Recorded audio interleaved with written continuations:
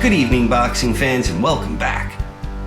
Am I the only one who wonders if Floyd Mayweather Jr. would have really gotten his ass kicked by a 30-year-old Larry Merchant? You don't ever give me a face shake, you know that? So I'm gonna go and let you talk to Victor Ortiz, all right? I'm through. They put somebody else up and give me an interview. What are you talking about? What are you talking heard him. You never give me a face shake. HBO needs to fire you. You don't know shit about boxing. You ain't shit. You not shit. I wish I was 50 years younger and I'd kick your ass. Kick your ass. Kick your ass. This is Rummy's Corner.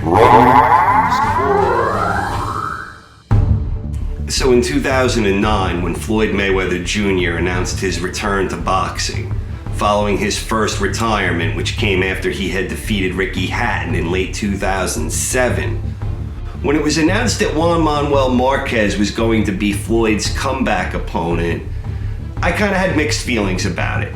I liked it and I didn't like it. On one hand, I didn't like it because I thought it would be a mismatch. Marquez was coming up 2 weight classes. I thought he was too small, and even though Floyd had been out of the ring for quite a while, I thought Floyd was too fast and too good for him. So I didn't like it on that front.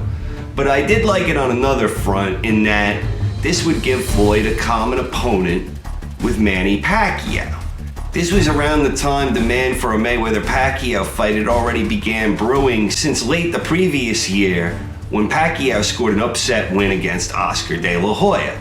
A match against Marquez made sense in that regard, and Floyd went out there and it did wind up being a one-sided masterclass from Mayweather. He looked sharp, he looked like he hadn't missed a beat, and even though Marquez was an elite talent at this time, he was nowhere near being an elite welterweight. He, at that point again, had never competed above 135. And then he went in there against the best boxer in the world at a weight he didn't belong at. And I remember Floyd dropped Marquez early in the fight with a well-timed shot, but this fight just wound up being a one-sided mismatch in Floyd's favor. Marquez was outclassed, outsized, and never really in the fight at any point. It was a pretty brilliant effort from Floyd considering how long he had been out of the ring, even though Marquez was an overmatched opponent from the get-go. So following that victory that November, Pacquiao scored what was arguably his best victory north of lightweight himself when he dominated Miguel Cotto in what started off to be a competitive match, but wound up turning into a lopsided affair after 3 or 4 rounds. Pacquiao scored this big win, and originally, Mayweather and Pacquiao were scheduled to square off. I believe the date was March 13th, 2010, but the fight never came together. Pacquiao would go on to fight Joshua Clottey, and in 2010, Mayweather would have one fight, and this fight came against Sugar Shane Mosley. Now, this is a fight I liked a lot right from the beginning. Mosley was undoubtedly the top dog in the division at this time. He was coming off of a tremendous victory against Antonio Margarito, where most people felt Shane didn't have a chance in that one, and he came out and he really resurrected his career with a great win.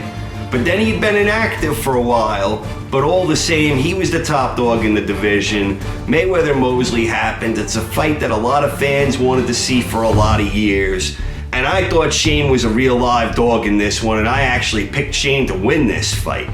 And in the second round, when Shane rocked Floyd with a couple of good right hands, I started thinking to myself, wow, I'm a genius. I called this one. Mosley's got him.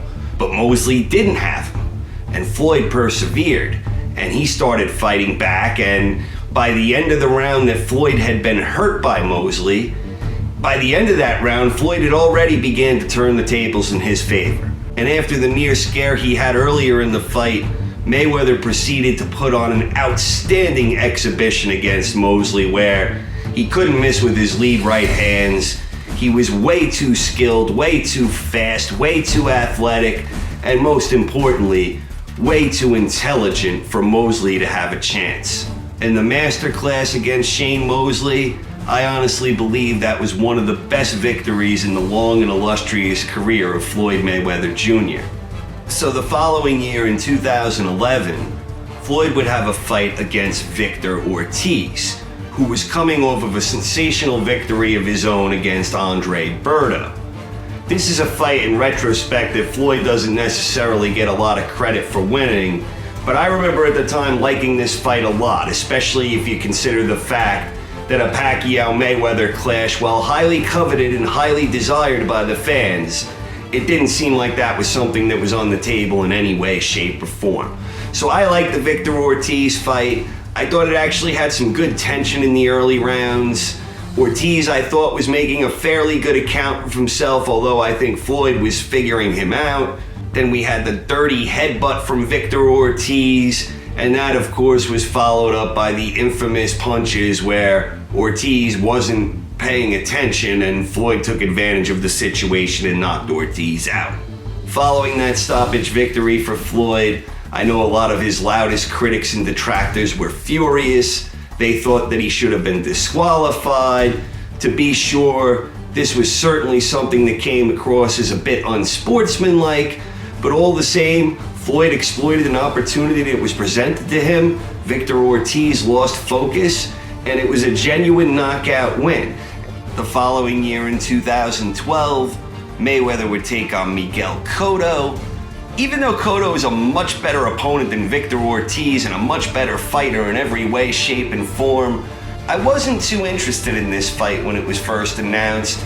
I remember just thinking that this wasn't a style that was going to trouble Floyd. It actually turned in to be a pretty fun scrap to watch. Mayweather was uncharacteristically engaging and not quite fighting as defensively as we're normally accustomed to seeing him. For the most part, he outclassed Cotto, but Miguel did have two really good rounds in that fight, rounds that he clearly won. He did some damage. Floyd was bloodied up. There was more back and forth action going on in this one than we usually see in a Floyd fight. It was a good, entertaining fight, and it was an excellent win for Floyd Mayweather Jr. After the Cotto fight, Mayweather would leave HBO and sign a 6-fight deal with Showtime.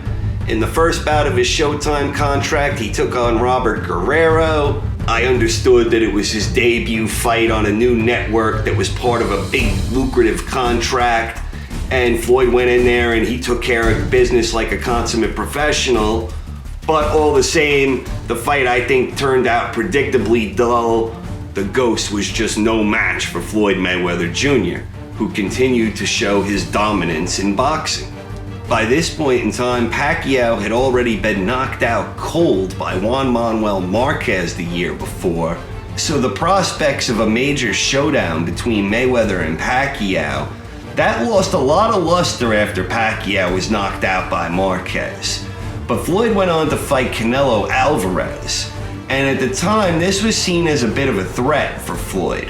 Alvarez was bigger, he was younger, he was a strong opponent. Floyd's only previous fight at 154 was the aforementioned fight against Cotto. They were both smaller guys who had long competed at welterweight, moving up to 154. It wasn't the same as someone like Canelo, who was a naturally bigger, younger dude. I thought this was a tremendous fight to have at the time when it was first announced. I thought Canelo Alvarez would pose a real and serious threat to Floyd Mayweather Jr. I know there was a catchweight clause in this fight that a lot of fans didn't fancy that may have impacted the outcome, but I'm not sure that it really did, because Mayweather put on an absolute brilliant masterclass on this night, and he looked as good as I ever remember seeing him against Canelo.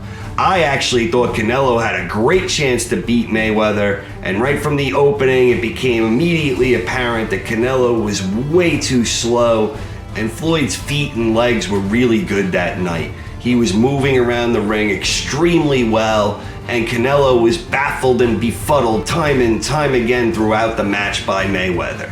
It was a brilliant clinic by Floyd Mayweather Jr., one of his absolute best performances ever, against a guy that many perceived as a threat to him. The following year, Floyd Mayweather would wind up having 2 fights against Marcos Maidana. And these were fights, when the first fight was announced, I didn't particularly care for it. Maidana was a guy who I just thought would be pretty simple for Floyd to figure out. I didn't think he'd be much of a threat to Floyd at all. And this was a guy who arguably lost to El Terrible, a really ancient version of Eric Morales. I didn't think Maidana would have much fight in him, but I was wrong.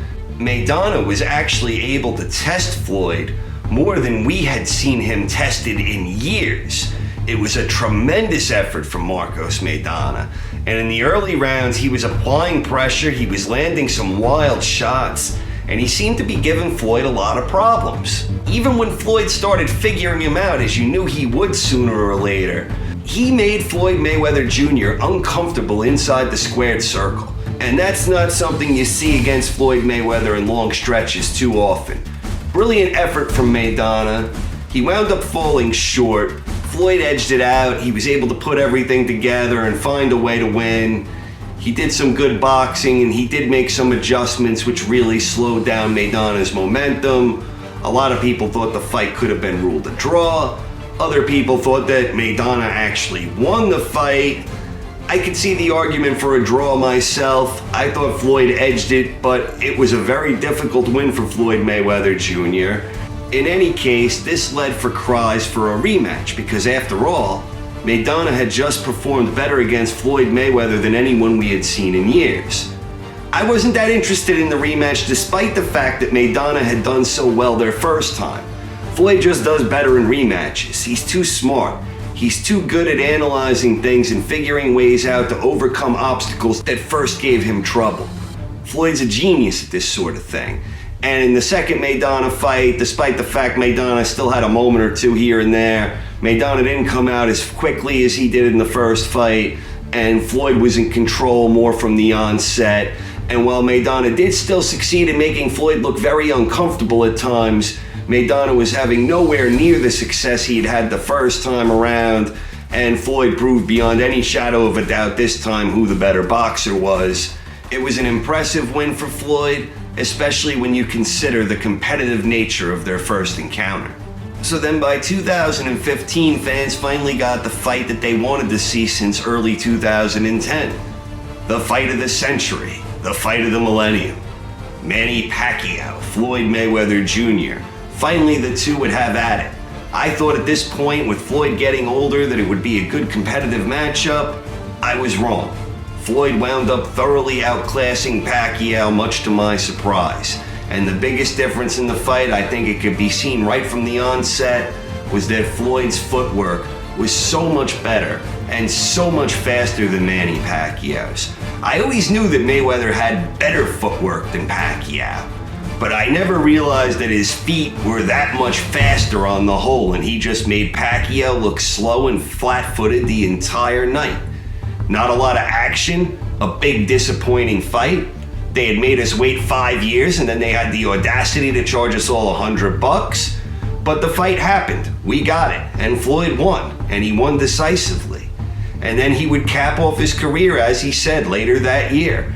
And he wound up setting himself up for a very anticlimactic ending when he inexplicably took on Andre Berto for his farewell bout. He went on, predictably, and outclassed Berto. I mean, who am I to tell Floyd how to end his career, but all the same, it was a disappointing choice of opponent, and I think fans were interested in seeing something more ambitious from Floyd Mayweather Jr.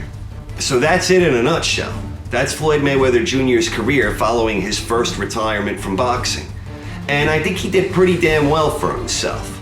The thing that'll plague that aspect of his career for many years to come is the fact that it took 5 years for him and Manny Pacquiao to fight. Now, I'm not placing blame at the hands of Floyd Mayweather, and I'm not placing blame at the hands of Manny Pacquiao. There's plenty of blame to throw around here, but the main point when you really think about it is I don't think Mayweather or Pacquiao really wanted the fight. And why would they? Who benefited from them not fighting for 5 years when all the fans wanted to see it, and where I think it would have been a lot better for boxing had it happened in 2010? The only people that benefited, the fans sure as hell didn't benefit. We had to wait 5 years and get drawn in while we were buying fights of both Mayweather and Pacquiao fighting inferior opposition. Well, if they'd fought in each other, they would have had perfectly logical opposition all that time. But the people that benefited most were Pacquiao, Mayweather, and all of their people who were able to line their pockets from this mega event. They still got rich off of the event. Fans had to shell out $100 just to get an HD broadcast of it. But I think the rest of boxing has kind of suffered some consequences since then. And I think that the fact that those two were able to capitalize on the situation and exploit a unique scenario where they were able to maximize their profits like nobody else in boxing ever before them. So that's a bit disappointing that it took so long for the fight to happen. But by the time it did happen, Floyd dominated his longtime out-of-the-ring foe, and he did so with relative ease. Forgetting the whole backstory of Mayweather-Pacquiao, if you look at that period of time and you eliminate the Pacquiao aspect and all that was going on from the picture, that's a pretty damn impressive second run of a career, if you ask me. I mean, there are a few names that could have been better if you switch out Berto and maybe Ortiz and somebody else, but looking at the bigger picture, Floyd Mayweather Jr. did a hell of a job for himself and had a hell of a career for himself. So if Mayweather's comeback following his first retirement was about enhancing his legacy and fattening his bank account, I think he succeeded in flying colors, and he could never have executed the plan more brilliantly than he did. This is Rummy. Thank you for tuning in. Please stay tuned for more episodes in the future, and if you enjoyed this episode, please subscribe to my channel. Thank you very much, and have a good night.